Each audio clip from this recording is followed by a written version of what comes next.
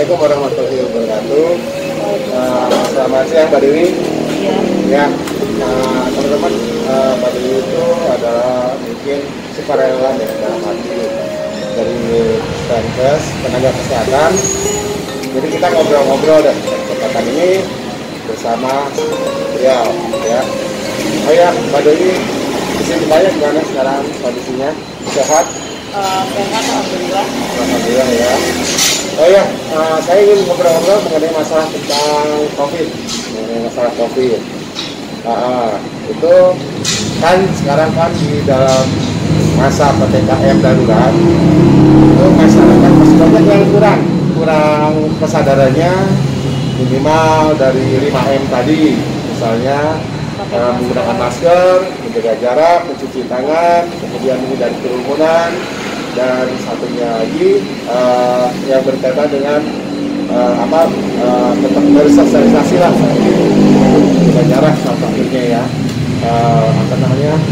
distance yang kita harus terapkan gitu.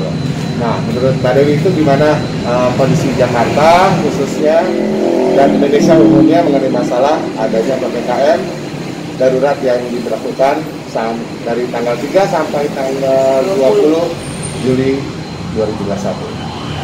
Kalau menurut saya sih untuk PPKM sendiri itu sebenarnya mungkin itu bagus juga. Cuma kan kalau misalkan kita adakan dengan PPKM ini tapi tidak ada kesadaran dari masyarakat itu sendiri juga percuma ya kan. Nah sebenarnya itu pemerintah itu mengadakan PPKM ini karena kan dari jumlah kasus COVID ini di masa itu sudah makin bertambah. Makanya diadakan PPKM ini supaya jumlahnya itu menurun dan tidak banyak juga ya kan, karena kita tuh sebagai tenaga kesehatan itu juga menginginkan bahwa kalau bisa jangan sampai ada banyak lagi, kalau bisa berkurang, kalau bisa sama sekali tidak ada. Dan pemerintah juga mengadakan vaksinasi. Nah sebenarnya vaksinasi itu bagus dan dianjurkan untuk yang usia di atas 18 tahun. Nah untuk vaksinasi itu sendiri kalau menurut saya ya itu secara udah ada juga bisa baca di jurnal bahwa kalau misalkan vaksin itu sebenarnya itu bagus. Cuma kita nggak bisa vaksin dengan asal-asalan, kita juga harus jaga kondisi kesehatan tubuh kita juga. Karena ada tuh, mohon maaf, WA yang sering terjadi gitu loh, beginilah begitu. Iya, ada kadang orang yang baca dari blogger mana atau info-info dari mana atau Google, nggak tahu deh saya. Pokoknya informasi yang mungkin ini dari ini ke nomor ini. Itu sebenarnya kalau saran saya, kalau emang Anda belum terlalu percaya, coba buka misal kayak ciri-ciri atau pencegahan atau penanganan COVID, ketika aja jurnal atau .com atau apa gitu, pokoknya sesuai dengan untuk yang apa yang kita cari, itu nanti bakal keluar nih jurnal. Karena sesuai dengan WHO ya, standarnya. Nah itu nanti bakal keluar nih, misalnya kayak dia tahun 2020 kan, 21, nah itu kan keluar. Dan dari situ tuh nanti kita tahu nih, nah kenapa sih kita masih divaksin, nanti bisa cari misalnya konsen dari infonya dari begini-gini nih. Terus kayak kalau saran saya mendingan coba cari tahunya melalui jurnal kah atau apa, jadi hal-hal yang terpercaya gitu. Karena nanti harus ada informasi yang detail, yang benar, validitas ya, yang lebih tinggi, misalnya dari lembaga kesehatan nasional, Kemenkes kah, atau Kemenkes atau enggak dari manapun itulah, yang penting dari kesehatan. Kalau dari luar kesehatan tuh saran saya jangan langsung diambil, ditelan mentah-mentah gitu, maksudnya disaring, karena mungkin pendapat orang itu tidak sesuai dengan apa yang udah diteliti, karena kan nggak semua orang tuh sama, beda-beda.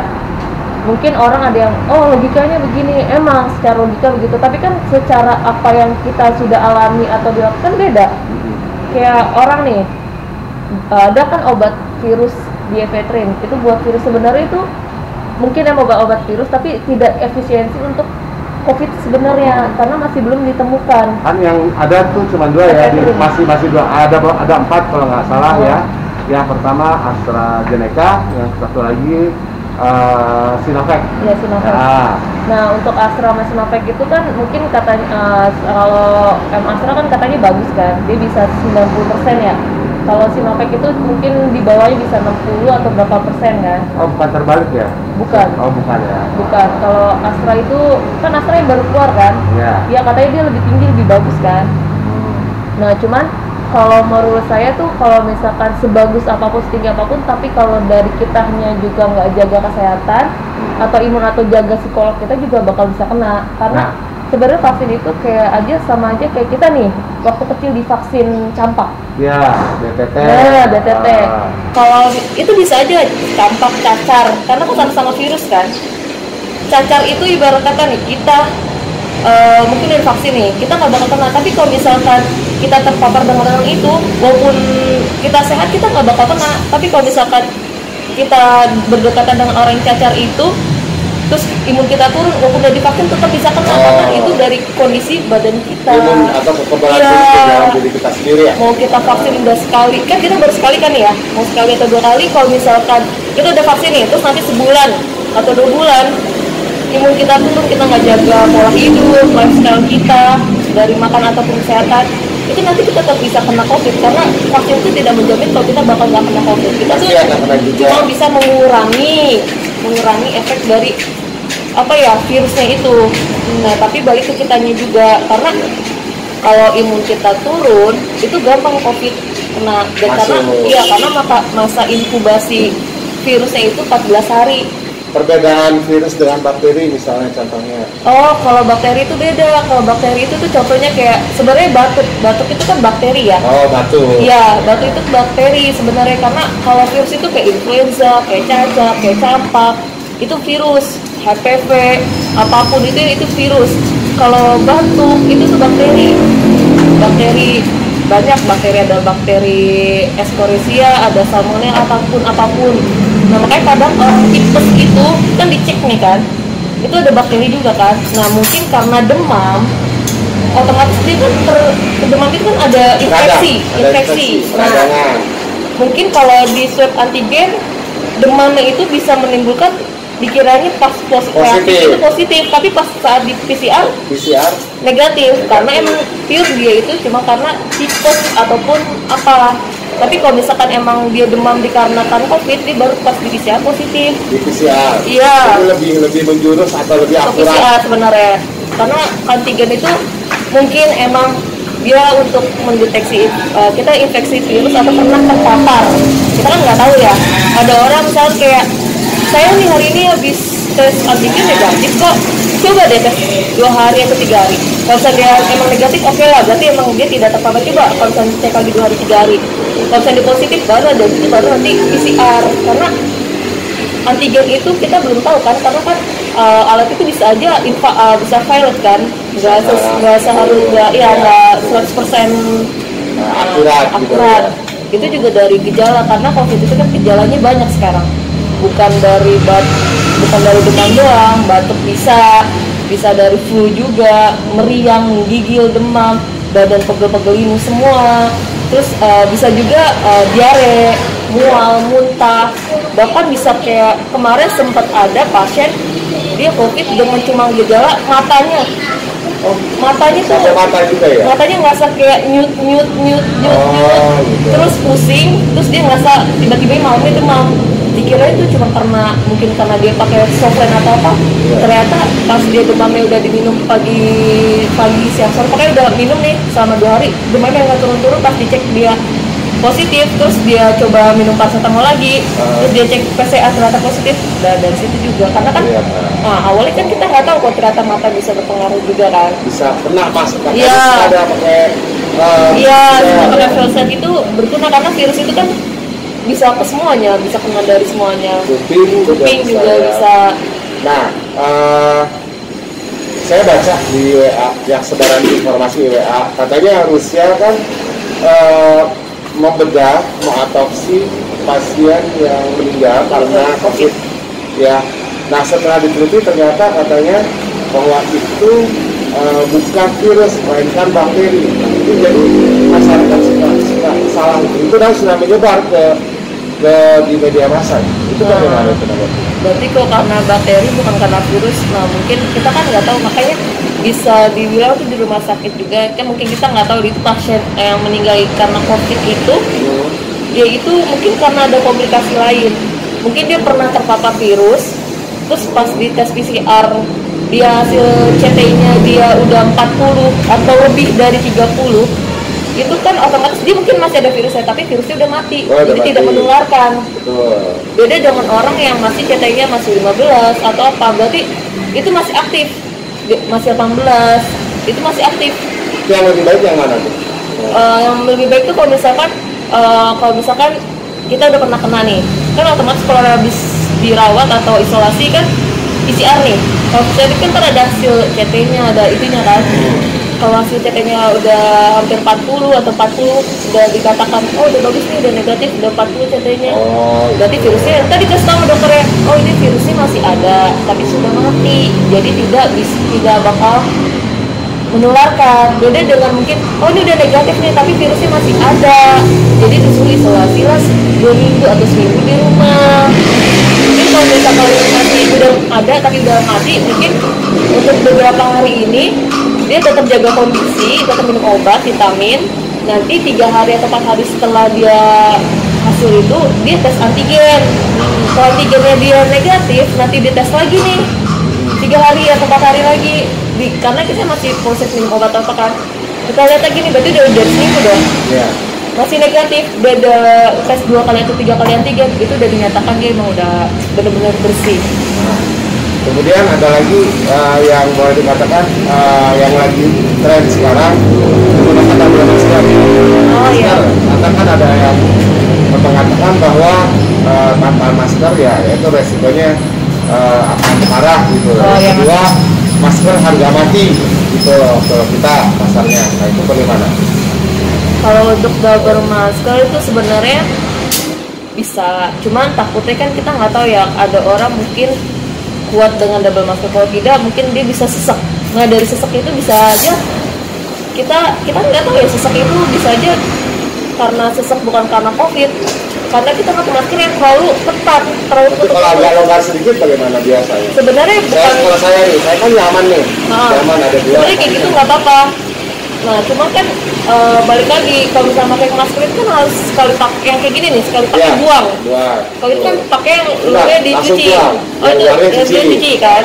Nah mungkin kalau mau cara nyuci itu bisa pakai rendam air hangat. Biar sabun. Iya, terus baru dicuci. Betul. Terus kalau mungkin bisa dipakai, cuma kalau gini ada orang yang waktu itu pakai ini dicuci. Dia double tapi dicuci. Salah kaprah ya berarti ya. Mungkin karena kayak kok di masker mulu. Apalagi kayak gini kalau dia ada kerjaan. Aku nggak punya duit beli gini masker. Kalau emang ini mendingan beli aja pakai satu, sebenarnya nggak apa-apa pakai satu, tapi dipakai yang benar. Jangan ditaruh sembarangan di sini. Nanti kotor tangan kita bekas apa dipakai lagi itu kita nggak tahu. Iya, mending pakai aja. Kalau misalnya mau beli makan di luar atau apa, jangan dilepas, ngobrol tetap dipakai. Terus bawa hand sanitizer.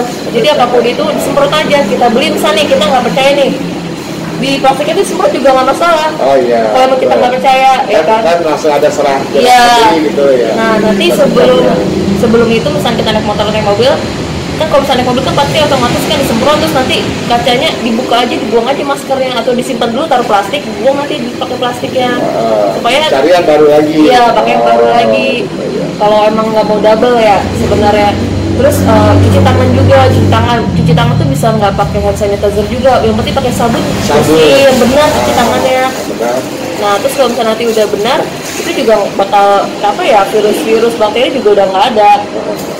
Mau makan, pokoknya dibiasain habis sebelum makan tuh cuci tangan, apapun cuci tangan. Habis berkontak dengan orang atau baik mau orang lain ataupun orang rumah, kita kan nggak tahu ya, mungkin kalau dia kerja atau apa, dia di OTG atau apa kita nggak tahu. Waktu pulang tetap jaga kesehatan. Tapi sebenarnya masker itu sangat penting juga ya. Masker itu penting banget. Penting banget ya. Harga mati ya kasarnya. Iya, mau masker. Tapi kalau lebih bagus sih saya saranin beli masker yang kayak gini aja. Kalau yang KN95, ada kan KN95 sama KN95. KN95 kan biasanya dia yang merek Sensi emang lebih mahal, beli yang merek yang kayak Earloops kayak apapun itu juga lumayan lah, nggak mahal-mahal banget.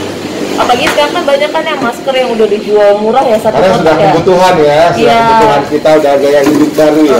Udah gaya hidup baru kan. Nah mungkin nggak apa-apa dipakai, cuma kalau bisa sih beli yang tulisannya earlobe 3 play, minimal 3 play. Berarti tiga lapis itu ya. Iya tulisannya 3 play. Satu masker tapi bisa 3 lapis modelnya ya. Nanti kan ketahuan dari sini ya kan dia tipis apa enggak, dan dia berbulu apa enggak. Iya, sekadar berbulu malah bikin bagus-bagus. Terus dari situ dilihat juga, pokoknya kalau masker itu jangan kita asal-asal beli masker juga. Kalau mau beli, misalnya ada satu tempat aja. Nah, kemudian mengenai masalah tracing, misalnya ada satu orang di kantor yang dia terpapar entah dari mana gitu, dari luar terpapar COVID. Nah, otomatis teman-temannya itu di kantor itu kan di tracing loh, di tracing untuk PCR apakah itu. Nah, hal ini juga apakah dipengaruhi oleh kondisi si pasien itu sendiri yang keluar, yang pada saat itu dia di mana atau bagaimana? Takutnya kan kita nggak tahu nih pada saat tertular atau ya kita terpapar lah takutnya nah, gitu. kita nggak tahu nih dia kenanya dari yang lingkungan sini atau dari luar dibawa ke kantor. Karena kan bisa aja mungkin dari lingkungan sini tapi orang sini cuma OTG, orang yang tanpa gejala sebenarnya dia kena tapi dia nggak ngerasa gue nggak ada gejala apa terus dia kayak dia nggak merasa sesak, nggak merasa gejala flu, batuk ataupun apapun. OTG itu ya. OTG. Cuma dia mungkin dia terpapar kan dia nggak tahu, nanti mungkin pas beberapa lama mungkin seminggu atau berapa dia baru ngerasain nggak enak badan atau apa, itu baru kan. Makanya kadang kalau orang yang udah kena, salah satu teman kantor kita ada yang kena, itu kan otomatis kita disuruh tes ya kan, suruh tes. Nah kalau saran saya itu mendingan kantornya di fogging pakai ini, pakai disinfektan. Nah kan kita nggak tahu ya orang yang bekas itu mungkin dia habis bersin kah, batuk kah, atau megang apa. Ini kan akan terjadi penularan pemaparan itu bisa jadi ya. Dan dia kan di itu ruangan AC. Kemungkinan kan kita nggak tahu. Mungkin dia batuk kan kita nggak tahu dia buka begini. Nah virusnya, iya kan? Apalagi ada dropletnya ya. Iya dropletnya kan. Makanya saran saya ini di fogging dulu kan, mungkin ada yang nggak di fogging, cuma di tes antigen, negatif semua nih, tapi nggak di fogging kantornya tidak ada. Nah saya dikasih di fogging dulu, di fogging koordinasi dengan PMI ya biasanya. Saya mau fogging dong ini kan. Habis di fogging kan baru nanti dites siapa yang hasilnya reaktif atau positif, baru deh disuruh isolasi dulu sama diri, WFH dulu di rumah, minum vitamin, minum air putih yang banyak, kalau bisa minimal 2 liter sehari, itu 8 gelas iya sehari, kalau bisa lebih. Nggak apa-apa mau misalnya itu kalau saya minum air putih terus kan kembung, misalnya kamu kadang suka yang saya biasa terus ke kamar mandi kayak gitu. Cuma kan dia bagus kan, kadang ada orang yang banyak minum vitamin, minum obat banyak, tapi kalau minum air putihnya dikit selain dia mungkin buat ini juga nggak bagus, dia kekurangan cairan, sama tambah lagi kan kalau kebanyakan minum obat nggak minum banyak kopi, ginjalnya kasihin ginjalnya, mungkin nggak dampak sekarang, nanti kan berapa tahun ke depan akan dirasakan. Oke, mungkin terakhir bagaimana untuk teman-teman yang di luar sana mungkin punya masukan-masukan sedikit atau saran-saran dari kita? Kalau saran saya sebenarnya ini COVID mungkin wabah, ibarat kata ini tuh suatu kayak cobaan buat kita semua. Kita ambil hidayah aja, kita ambil positif aja buat kita semua. Ambil berusaha ya. Ya kita jangan saling menyalahin, ini gini, enggak. Kita nggak tahu, semua tuh udah rencana dari Tuhan. Ya kita juga nggak ada yang mau kayak gini kan. Cuma kita balik ke diri kita sendiri. Mungkin kalau ada orang yang enggak ini, udah biarin aja. Yang penting kita jaga kesehatan kita sendiri. Kalau kita udah ngasih orang lain tapi orang lain kayak gini, ya biarin aja gitu. Nanti dia bakal merasakan. Yang penting, apalagi tenaga kesehatan juga berkurang dan capek lelah ya. Iya, kita kan cuma bisa membantu, mendoakan. Itu balik ke orangnya juga kan. Terus kita yang penting jaga kesehatan, makan yang banyak. Terus jaga kesehatan buat orang yang punya sakit komplikasi kayak dia gula, darah tinggi, asam urat atau apapun itu, saran saya kalau untuk makanan yang misalnya dilarang untuk kayak gula nggak boleh banyak makan nasi putih atau apa, saran saya ya makan beras merah ya kan, pare juga bagus, ataupun ya dikurangin gula-gulanya. Kayak manis juga boleh. Iya. Kentang Itu nggak boleh deh. Kentang boleh. Pokoknya terus kayak kentang rebus ya. Kentang rebus. Iya, kayak asam urat jangan makan. Ya orang itu kadang asam urat tapi suka makan kangkung. Itu nggak boleh kan? Iya. Jangan deh gitu, makan apa dulu. Pokoknya jaga dulu deh kesehatan lagi kayak gini. Terus minum vitamin itu sebenarnya nggak usah terlalu banyak, nggak usah minum vitamin sehari nih. Campur. Ada vitamin C, ada. vitamin D, vitamin E, vitamin lagi.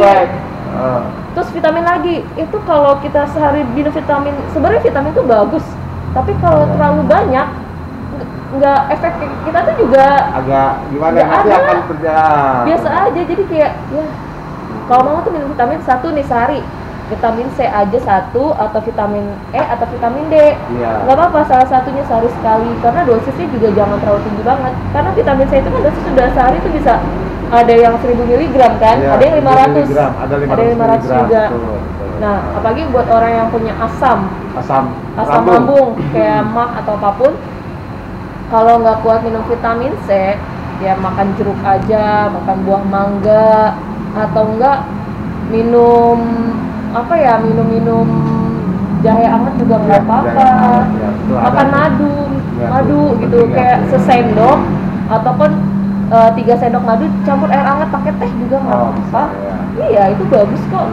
Kalau nggak madunya aja diminum gitu langsung 1 sendok ya sehari 3 kali. Jaga stamina aja. Iya itu bagus. Atau minum stimuno apa kayak imbus, sebenarnya imbus bagus tapi jangan sering yang dipakai sebenarnya. Oh yang imbus itu ya? Iya, sebenarnya imbus itu tuh dia mah buat daya tahan tubuh, cuma kalau buat penyembuhan ya? Iya, sebenarnya bukan buat vitamin apapun. Sehari-hari. Enggak. Aja ya. Makanya terus dari situ buat orang tua juga, orang tua kan kita nggak tahu ya. Nah kalau orang tua kan itu wajib minum vitamin D. Betul. Supaya buat nafsu makannya nih. Nah, terus kalau mau minum susu biar tulangnya bagus. Susu, betul. Kalsium.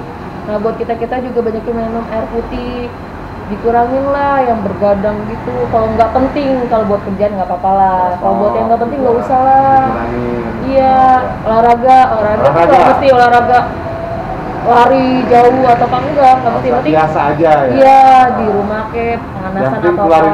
Iya, terus baik itu sesekali coba kena matahari, walaupun kita nggak positif juga kita butuh kena matahari, tapi pakai masker ya.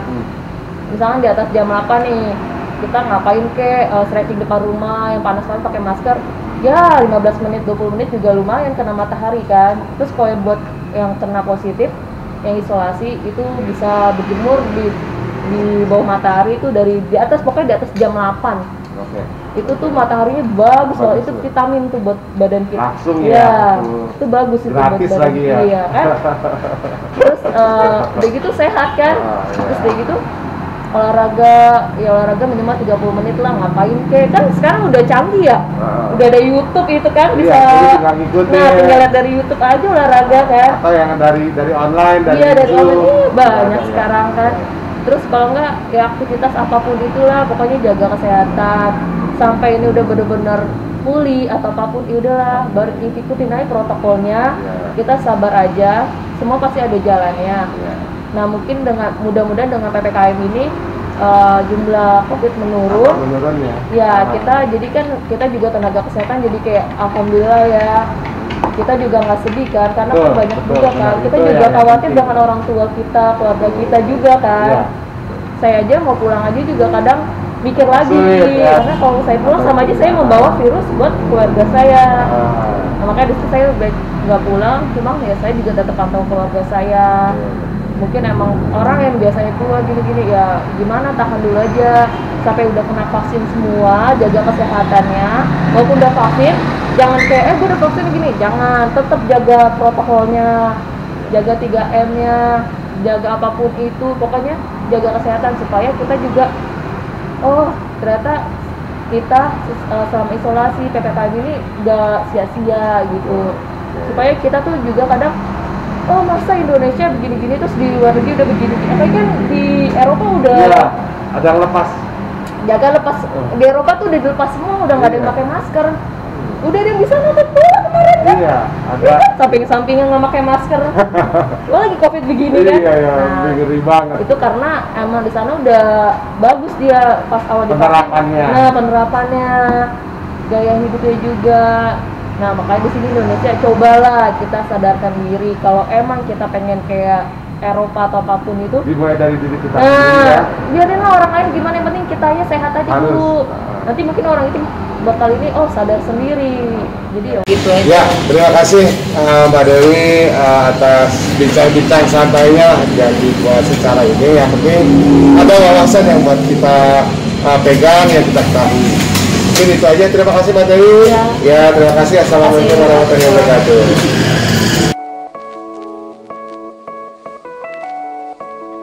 One, two, three.